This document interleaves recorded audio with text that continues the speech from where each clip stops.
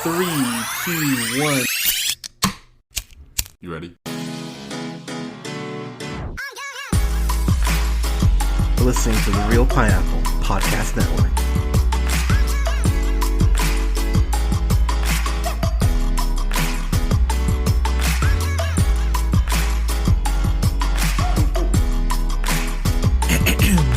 Good evening, everybody. Thank you so much for listening. This is the Real Pineapple. This is your humble host, Hunter, here. Hope you're all having a safe and great end to your weekend so far. So, had some personal things happen that I need to just take a day or two break from. So we are a couple, like one, I think we're one review behind for 25 for the Real Holiday series. So got a new one here for you for a review for the Santa Claus 2, which is directed by, or was directed by, Michael Lembeck, who I remember saying, I know that name. So he went ahead and was a director on The Bling Ring, which I absolutely love. He was the director on the Tooth Fairy, which is, unfortunate. He recently did 4 years ago a Nutcracker Christmas, which I don't know if that was a TV movie. Oh, yep, it was a straight to TV movie. Well, shit. So he hasn't done anything in a while, but this film, the Santa Claus 2, takes place, which is pretty crazy, 8 years after the original. The original came out in 94. This one came out in 02. And when you think about just the amount of time it took to get this done, was a little surprising looking into that. I was like, wow, okay. And this one did roughly what the first one did. This one did $139 million. So kind of a trip when you just kind of think about the length and time between both films.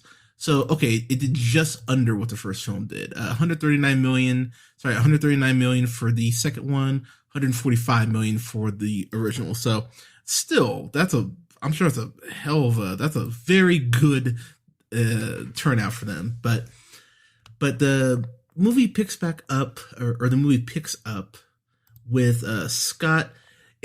What I do appreciate about this as a sequel is that since we've got, the introduction and him as Santa out of the way, we know we can kind of let loose and kind of go a little insane with it. So he is knee deep in the role. He has accepted the fact he's Santa. He loves doing it. One of a stat is thrown up that kids around the world are 86% happier since he's become Santa. Tim Allen's really doing a great job leaning into the role and really having fun with this. And I will say for myself, I really appreciate the fact that he was having fun, and it comes across on screen maybe even more so than in the first one, just because you don't have to deal with him being a dick for the first 45 minutes. So I actually, weirdly like this one more. There's a scene pretty early on where him and the elves are playing football, and he ends up getting the ball, and they all tackle him down. I was like, this isn't, reinventing the wheel. It's simple stuff, but it's simple stuff that I found incredibly effective. This film, too, the big crux of the film is that how are you a great dad, but how are you a great dad to your son Charlie, played once again here by Eric Lloyd. How do you stay a great dad to him, but be a great Santa at the same time? And it's a genuinely kind of, this would kind of get in the way of you, being a decent dad. And I actually kind of appreciated that little change up there. But he's really trying to balance things the best he can. The elves all love him and everything, and so essentially what happens is that Bernard, played once again by David Krumholtz, he teams up with Spencer Breslin, I'm assuming, who's related to Abigail Breslin. Spencer Breslin from The Kid. That's probably what you know him from the most. The Kid was actually pretty good. I like The Kid. Princess Diaries 2. and then Santa Claus 3. So he's been in some stuff, but I think my issue, and I do have a couple issues with this film. One of them in particular is that he really seems to just kind of show up. He's Curtis isn't his name. He kind of just seems to show up and they don't really acknowledge that there was ever a number two elf. It really seemed like Bernard was kind of handling everything and everyone else, kind of reported to him. So it was a little bit of a trip to have that curveball thrown at me and not have it addressed. I was kind of sitting there going, well, I don't really love that.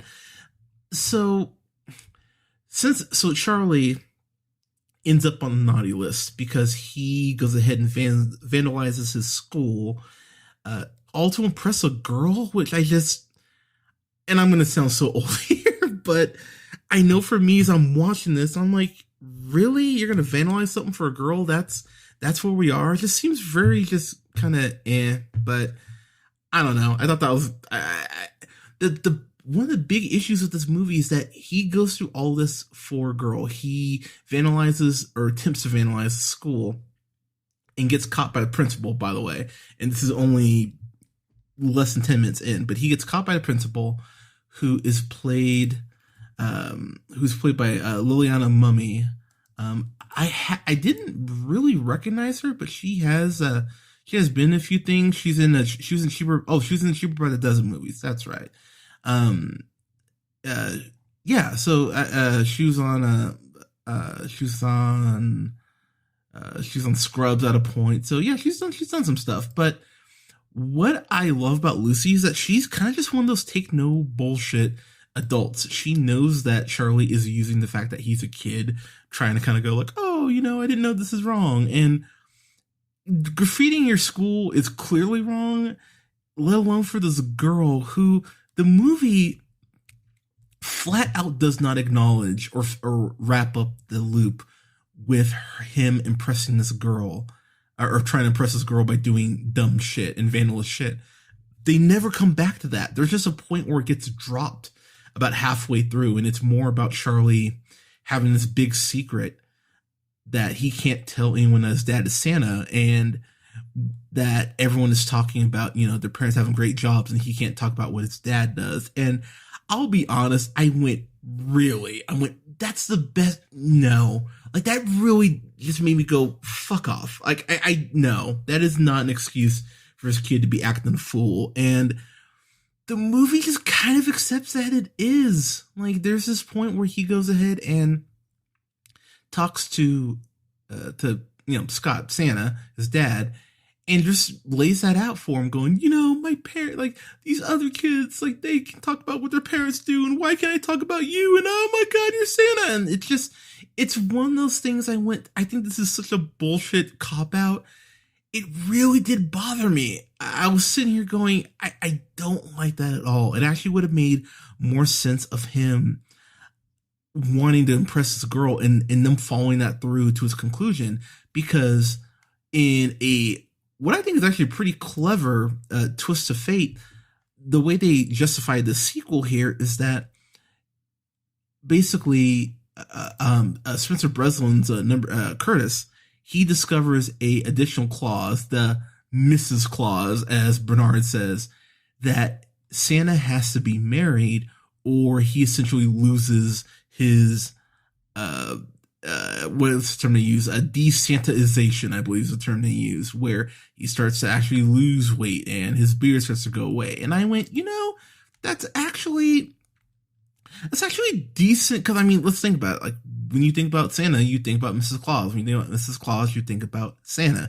It would make sense for them to have, I mean, as much sense as, this shit can make, but it would make sense for them to actually have a additional clause in here. I remember actually thinking, okay, that actually doesn't bother me in the logic. But the big problem is that there's that clear chance to tie the parallels between Charlie and Scott, Santa Claus, and they don't do it. Like they never even, if there was a movie for them to have a heart to heart about their women troubles, this was it.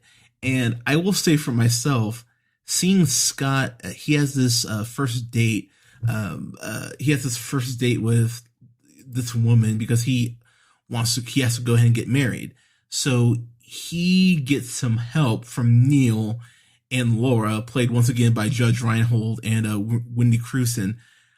I love Judge Reinhold in this because, unlike in the first movie, everyone kind of acknowledges that Neil's a douche, and Neil's kind of like, well, I'm a psychiatrist. I have a degree. Fuck all y'all. Like, I actually really appreciate that they just leaned into the joke, because even though Scott is a way nicer man, he's clearly happier when he's talking to Neil and Laura. He still doesn't like Neil, and he still gives him shit, and I really appreciate that. I remember thinking, okay, you're staying consistent. I really appreciate that shit. But what I love is that Neil helps him Scott get dressed. So he gives him one of those sweaters that he was wearing in the first movie, and he even says, "I look like a piece of like limeade or something like that." And he doesn't have a car because, of course, he's coming from the North Pole. So Laura goes, "Oh, take the minivan. I just had it washed." And Scott even remarks, "Oh, a minivan and this sweater. I'll be back in 8 minutes." And and I appreciate that, to the little humor, the little adult humor in there about how these things would go. I actually got a really hard laugh out of that. One of my favorite scenes in the whole film is that first date he has, which is with this woman who's played by Molly Shannon. I think Molly Shannon really doesn't get enough credit at all for how funny she is. I've been rewatching Will and Grace because I love that fucking show. And her character Val on there, she is just such a constant, disturbing presence that whenever she shows up, I always get excited. I'm like, yes, more Molly Shannon. And while Superstar is a bad, terrible movie,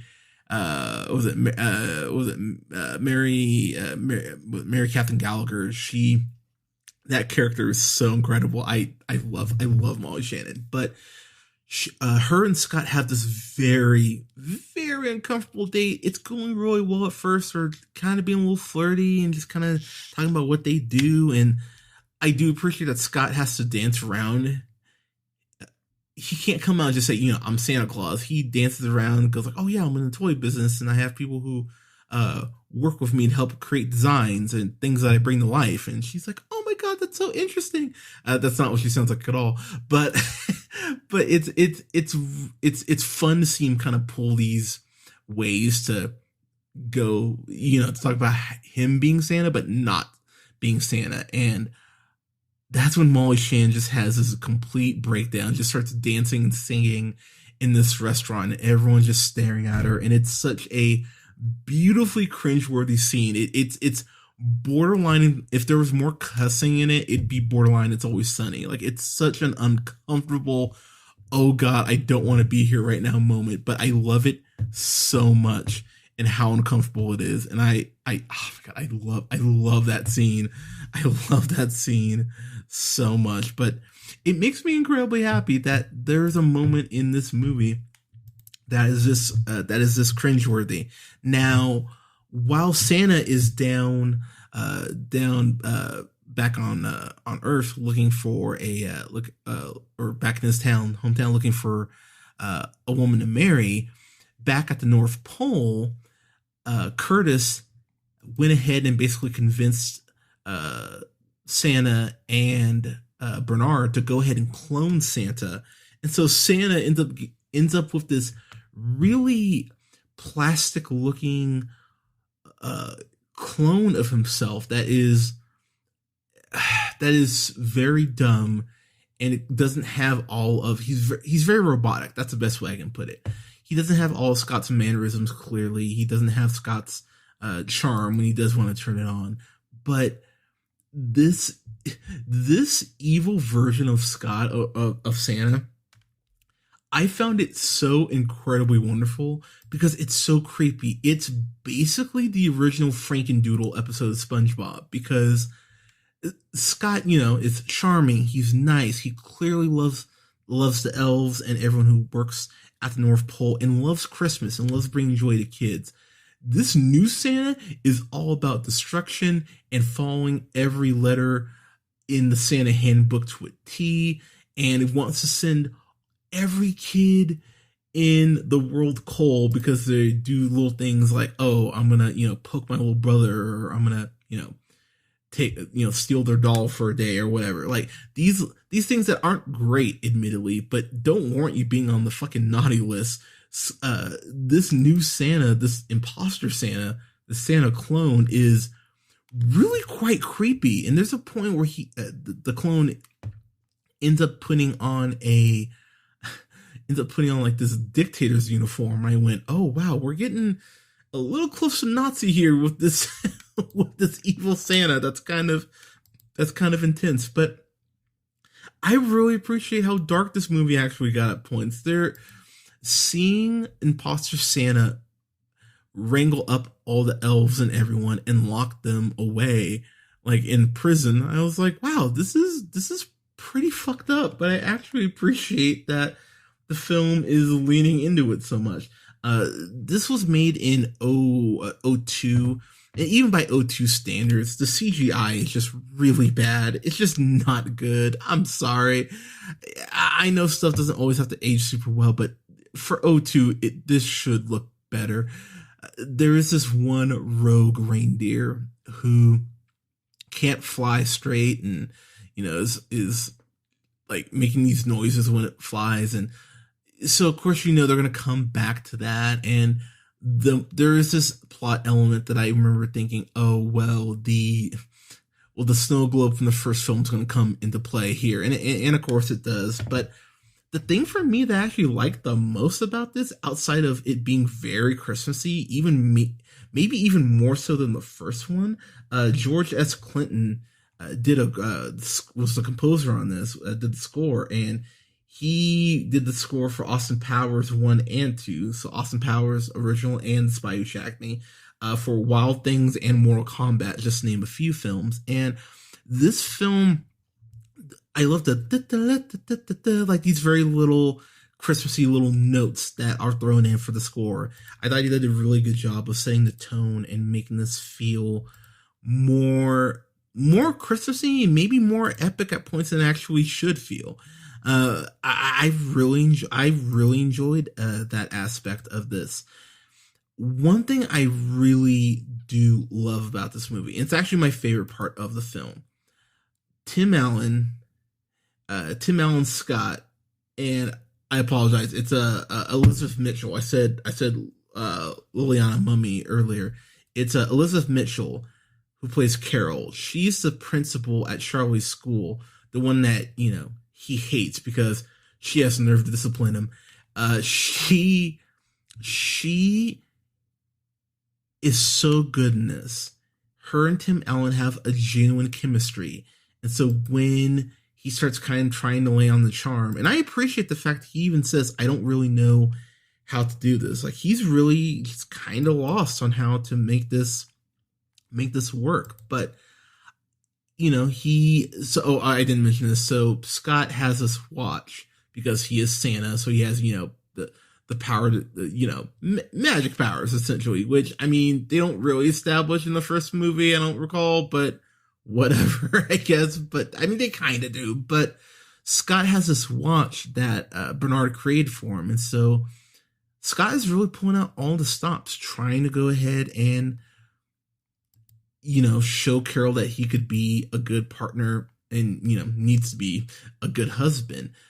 They end up going to this holiday party she's having at her work, or for the school faculty, and he goes ahead and conjures up magic so that reindeer are dragging a sleigh through the snowy terrain that they're in, so that they're able to go ahead and sit back and drink hot cocoa and talk. And I just thought that was really beautiful and really sweet, and it was really romantic. At the party itself, he uses more of his magic because everyone is standing around looking downtrodden, looking very adult, like we're not going to go ahead and do this or interact or anything. I love the way that Scott is able to, because he knows all of them because he's fucking Santa. He goes ahead and gives them all gifts that they wanted when they were kids. Like I thought the gift essentially that they didn't get, or something that they did get but forgot about. I thought it was really sweet. That scene in particular was really well done and really made me go, oh, okay. Uh, the biggest laugh I got out of this movie, as I get to my final thoughts, when when the evil Santa is running the North Pole, he goes ahead and uses this machine to create duplicate uh, toy soldiers, and these toy soldiers look really fucking creepy. They look emotionless. That's the thing that's creepy. They just smile, but they just look so dead behind the eyes. It's really quite terrifying. But I absolutely love the way he uses them to go ahead and basically hold everyone hostage. It's a very grim concept, and the scenes are very grim that they actually use the toy soldiers in. I actually really appreciate the way that it feels like there's some stakes to this. The last bit at the North Pole is rather silly. I'll be the first to admit. Uh, it's a Tim Allen versus Tim Allen fist fight to the death.